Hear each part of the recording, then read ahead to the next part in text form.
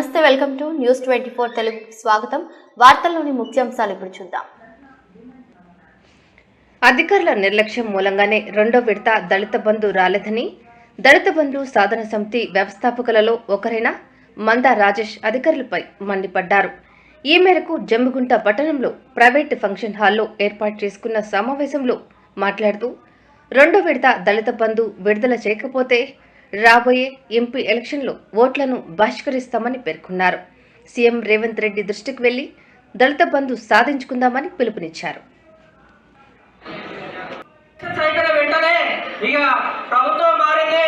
ఇక రెండో విడత రాగానే దాదాపు ఎవరి పనులు వాళ్ళు చేసుకుంటూ ఎవరింట్లో వాళ్ళు ఉన్నారు. ఆ క్రమంలోనే మందరాజేశ్వర నాకు ఒక సలహా ఇవ్వడం జరిగింది. సరే, ఎవరు ముందుకు వస్తారో రారో మనము మన జమ్మిగుంట మున్సిపల్ కమిషనర్ గారికి ఒకసారి వెళ్ళి దళిత బంధు మరి మంజూరు చేస్తారా చేయరా, మరి ప్రభుత్వం ఏ రకంగా స్పందిస్తుంది అనే దాని మీద ఒక వినతి పత్రం అందిద్దాం తమ్ముడు. తర్వాత మనకి ఏంటనేది ఇన్ఫర్మేషన్ వస్తుందని అన్న వెంటనే మా అన్న కొనుగోలు సురేష్ గారు, రాజేష్ గారు, నేను మా వార్డు సభ్యులు ఒక 10 మంది కలిసి మున్సిపల్ కమిషనర్ గారికి వినతి పత్రం ఇవ్వడం జరిగింది.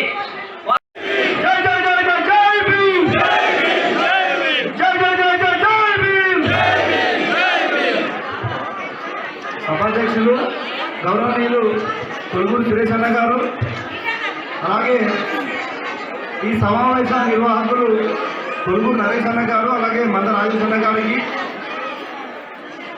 మీడియా మిత్రులకు, అలాగే మేము ఒక పిలుపునివ్వగానే ప్రతి ఊరు నుంచి దండోరా వేసి మరి ప్రతి కుటుంబం నుంచి వచ్చినటువంటి నా కుటుంబ సభ్యులకు, అలాగే పాత్రికేయ మిత్రులందరికీ ఈ రెండో విడత దళిత బంధువుల బాధితుల పక్షాన సుస్వాగతం తెలియజేస్తున్నాను. దయచేసి మహిళలు ఎవరు డిస్టర్బ్ చేసి మా అన్నలు మా అక్కలు అందరూ నిలబడి వేసేస్తా ఉన్నారు. దయచేసి మా సమస్యలు మీరు గట్టిగా రాయాలి. ఎందుకంటే ఈ ప్రభుత్వం కానీ ఈ ప్రతిపక్షాలు కానీ అందరూ మమ్మల్ని చిన్నచూపే చూస్తున్నాయన్న.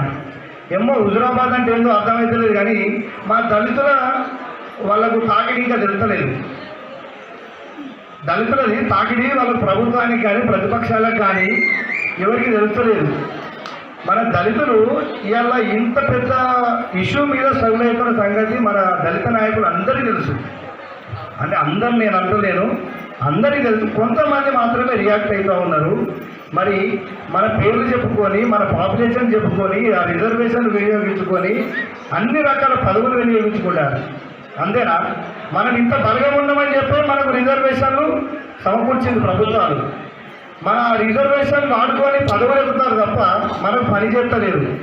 మనం రోడ్డు మీదకి వచ్చి కూర్చుంటున్నాం, దరఖాస్తులు ఇస్తున్నాం, ఇన్ని ప్రయత్నాలు చేస్తున్నాం. మా బాధ మీకు ఇవాళ ఒక్కరోజు చూస్తారు కదా మమ్మల్ని. ఇట్లా 45 రోజుల నుంచి ప్రతిరోజు ఏదో ప్రయత్నం చేస్తూనే ఉన్నాం. మన సమస్య ప్రభుత్వానికి ఎట్లా తీసుకుపోవాలి, ధర్నా చేయాలంటే నిమిషం పట్టది. మనందరం పోవాలంటే పోయి చేయొచ్చు, కానీ పద్ధతి కాదు. మనం ఏది ముందుగా ప్రభుత్వాన్ని హెచ్చరిద్దాం, మా సమస్యను సాఫ్ట్ డీలో పోదాం. సాఫ్ట్గా పోయిన తర్వాత ప్రభుత్వం చేతులు ఎత్తేస్తే, నేను అంటున్నది ఏంటంటే ప్రభుత్వం చేతులు ఎత్తేస్తే, ఇంకొకసారి చెప్తున్నా, ప్రభుత్వం చేతులు ఎత్తేసిన నాడు మన కార్యాచరణ ఏందో, మన దమ్ము ఏందో, మన బలం ఏందో, మన బలగం ఏందో చూపిద్దాం. ఓకేనా? జై భీమ్, జై భీమ్. ఓకే, ఇప్పుడు ఈ సభను ఉద్దేశించి మనం ఇక్కడ కార్యక్రమానికి ముందు అందరం ఎందుకు వచ్చినామని ఈరోజు ఈ కార్యక్రమం ఏర్పాటు చేసుకోవడం జరిగింది. ఇదే క్రమంలో ప్రతి ఒక్కరు కూడా ఆధార్ కార్డు, పాస్బుక్ ఎందుకు తీసుకురమ్మనమంటే ఇవాళ వచ్చిన ఈ 1000 మందో 2000 మందో 3000 మందో ఎంతమంది ఉన్నారో ఇవన్నీ కూడా ప్రతి ఒక్కరి అప్లికేషన్ సీఎం గారి దృష్టికి పోస్టల్ ద్వారా పంపించడం జరుగుతుంది. అంతేకాకుండా మేము ఈ విషయాన్ని కలెక్టర్ దృష్టికి మరియు ఈ సంబంధిత నాయకుల దృష్టికి కూడా తీసుకెళ్లినా కూడా ఎటువంటి ప్రయోజనం లేదు. మరి మాకు కూడా ఇప్పటి వరకు ఈ కాంగ్రెస్ గవర్నమెంట్ ఏ విధమైన ఆర్డర్స్ ఇవ్వలేదని చెప్పడం జరుగుతూ ఉంది. 4009 ఇప్పటి వరకు దళిత బంధు రాలేదు. అది దళిత బంధు ఎందుకు రాలేదంటే అధికారుల నిర్లక్ష్యం వల్లనే. కొంతమంది క్లస్టర్లు మరియు కార్యదర్శులు మరియు సంబంధిత ఈడీ వీళ్ళ తప్పిదాల వల్లనే ఇప్పటి వరకు కూడా దళిత బంధు సెకండ్ ఫేజ్ రాలేదని ఈ సందర్భంగా తెలియజేస్తున్నాం.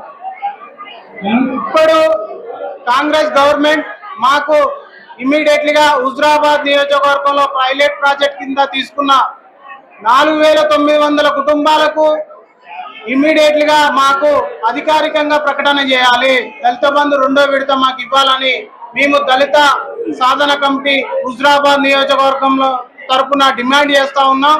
లేని ఎడల మేము దళితులమై ఏకమై మరియు ప్రగతి భవన్ కు మరియు ప్రజాభవన్ కు సీఎం రేవంత్ రెడ్డి గారి దగ్గరికి కూడా వెళ్ళి మా కష్టాన్ని మా బాధను ఆయనకు చెప్పుకొని మా దళితుల కుటుంబాల్లో వెలుగు నింపాలని ఆయనను కోరుతామని ఈ సందర్భంగా తెలియజేస్తున్నాం. లేని ఎడల మేము రానున్న ఎంపీ ఎలక్షన్లలో మేము దళితులము ముక్కుముడిగా నామినేషన్ వేసి మరియు మేము కూడా దళితుల పౌరుషాన్ని మాకు రెండో విడత రాకపోతే మేము దళిత పౌరుషాన్ని కూడా నిరూపించేందుకు సిద్ధంగా ఉన్నాము. ఓట్లను బహిష్కరించే పద్ధతిలో కూడా ఓట్లు కూడా ఈ ఊర్లలో కూడా వాళ్ళని రానియకుండా చేస్తామని ఈ సందర్భంగా చేస్తూ రానున్న ఎంపీ ఎలక్షన్లలో మాకు అంతకు ముందే దళిత బంధు సెకండ్ ఫేజ్ ఇవ్వాలని ఈ సందర్భంగా రేవంత్ రెడ్డి గారిని మేము కోరడం జరుగుతా ఉంది. విజయ్ రెడీ అని చెప్పి ఓకే. ఈరోజు హుజురాబాద్ నియోజకవర్గంలో పైలట్ ప్రాజెక్టుగా మొదలుపెట్టిన ఈ దళిత బంధు కార్యక్రమం దాదాపు 2 సంవత్సరాలు గడుస్తున్న ఎలాంటి షరతు లేకుండా ప్రతి దళిత కుటుంబానికి 10 లక్షల రూపాయలు ఇచ్చిన గత ప్రభుత్వం అధికారుల కాలయాపనం ఏదో విధంగా ఇవాళ 4,900 కుటుంబాలకు రెండో విడత దళిత బంధు మంజూరు కాలే. ఈ క్రమంలోనే మాకు మేము గతంలో ఎంక్వైర్ల పేర్లతోటి క్లస్టర్లు అయితేనేమి వాటికి సంబంధించిన బిల్లుల విషయంలో మాకు అనేక అంటే ఎలాంటి షరతు లేకుండా అనేక రకాల షరతులతోటి మేము రెండో విడత దళిత బంధుకు దరఖాస్తు చేసుకున్నప్పటికీ చాలా వరకు కాలయాపన చేసి ఎవరికి ఇవ్వలేదు.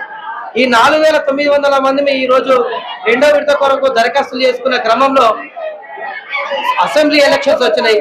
ఈ ఎలక్షన్ లో భాగంగా తాత్కాలికంగా ఈ దళిత బంధు నిలిపివేయడం జరిగిందని చెప్పి మా దళిత బంధు నిలిపివేశారు. ఆ క్రమంలోనే ఈ రాష్ట్రంలో కాంగ్రెస్ ప్రభుత్వం వచ్చింది. ఈ కాంగ్రెస్ ప్రభుత్వం వచ్చిన తర్వాత రెండో విడత దళిత బంధు సంబంధించి అయోమయంలో పడిపోయాం. దీనికి సంబంధించి ఎలాంటి అధికార ప్రకటన లేకపోయేసరికి మా దళిత కుటుంబాల్లో అనేక ఆందోళనలు మొదలైనవి. ఆ క్రమంలోనే చాలా మంది ఆత్మహత్య కూడా ప్రయత్నించారు. కాబట్టి సందర్భంగా 4,900 కుటుంబాలు ఎలాంటి అవాంఛనీయ కార్యక్రమాలు చేసుకోవద్దని, ఎలాంటి కార్యక్రమాలకు ఇచ్చేయద్దని చెప్పి కోరుకుంటూ, అదే విధంగా మేము ఈ రాష్ట్ర ప్రభుత్వాన్ని కోరుకుంటున్నాం. ఈ మా 4,900 మందికి ఎలక్షన్ ముందే, ఎంపీ ఎలక్షన్ ముందే మాకు మంజూరు చేయాల్సిందిగా కోరుకుంటున్నాం. ఈరోజు హుజురాబాద్ నియోజకవర్గ స్థాయిలో దళిత బంధు రెండో విడత రాని బాధితుల సమావేశం ఏర్పాటు చేసుకోవడం జరిగింది. దీని ఒక ముఖ్య ఉద్దేశం ఏంటంటే, గత ప్రభుత్వం ప్రవేశపెట్టిన పైలట్ ప్రాజెక్టు 10 లక్షల రూపాయలు, అందులో ప్రతి ఒక్కరికి కూడా మొదటి విడత 5 లక్షలు రావడం జరిగింది. రెండో విడత 5 లక్షల కోసం చూస్తున్న క్రమంలో ప్రభుత్వం మారింది. ఇప్పుడు కొత్త ప్రభుత్వం వచ్చి 2 నెలలు రాస్తున్న దళిత బంధు మీద ఎలాంటి ప్రకటన చేయడం లేదు. కావున రెండో విడత బాధితులు ఎవరైతే ఉన్నారో వాళ్ళు రెండో విడత రాగానే ఆత్మహత్య యత్నాలకు పాల్పడుతున్నారు. చాలా మంది అప్పు చేసుకుని రోడ్డు మీద పడే పరిస్థితి, కిరాయిలు కట్టలేని పరిస్థితి ఉంది.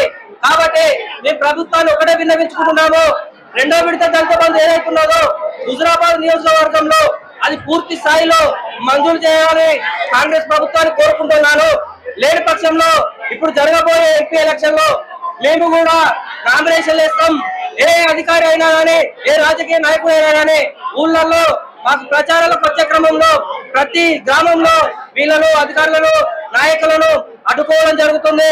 అయ్యా ముఖ్యమంత్రి గారు, దయచేసి మీకు ఒకటే చెప్తున్నాము, హుజురాబాద్ నియోజకవర్గంలో 4,900 కుటుంబాలు ఇప్పుడు రెండో విడత రాకపోతే రోడ్డు మీద పడే పరిస్థితి ఉంది. కాబట్టి తమరు ఒక్కసారి దీని మీద దృష్టి పెట్టి election code, MP election code రాకముందుకే దీని మీద ఒక అధికారిక ప్రకటన చేసి రెండో విడత మంజూరయ్యేలా చూడాలని తమరిని వేడుకుంటున్నాము.